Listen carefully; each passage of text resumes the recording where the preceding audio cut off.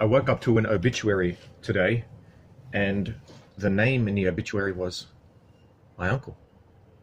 And I thought it was a joke, and I'm still mostly in shock. I haven't seen him in 6 years since I left the fatherland and moved back to Australia. And I've always dreamed of returning to see my family again, and now I know that returning will not involve seeing all of them again. And in fact, there is nowhere that I can turn and no phone I can call that would have him answer it on the other end. And if I focus on that thought, it's jarring. It stings my consciousness in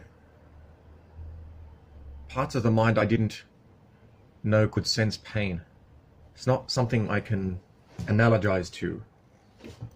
I guess the closest it comes to is trying to walk over familiar ground that you might have seen as a child, only to find out it never existed. There's no way of getting there. There's no causal connection between you and them. It forces you to have a look at consciousness in other ways.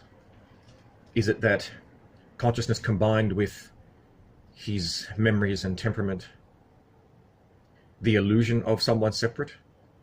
And so it's the consciousness itself that we must enjoy.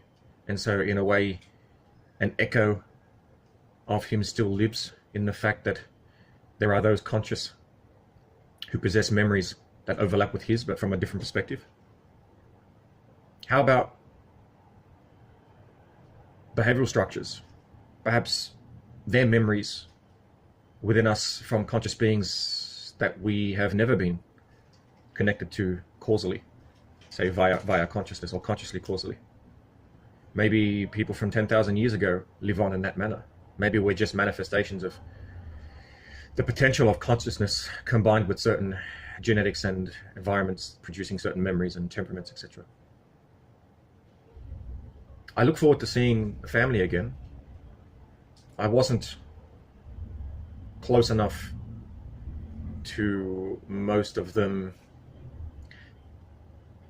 due to, I would say, the understanding that I had in my 20s that people will always be around.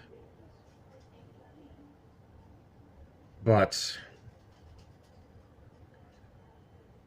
unable to compute how my own father must be processing this information leaves me realizing that there are limitations on my own thinking that I am glad exist, because the only way they could be one could transgress those boundaries and possess new knowledge in that situation would be to experience that type of disaster oneself.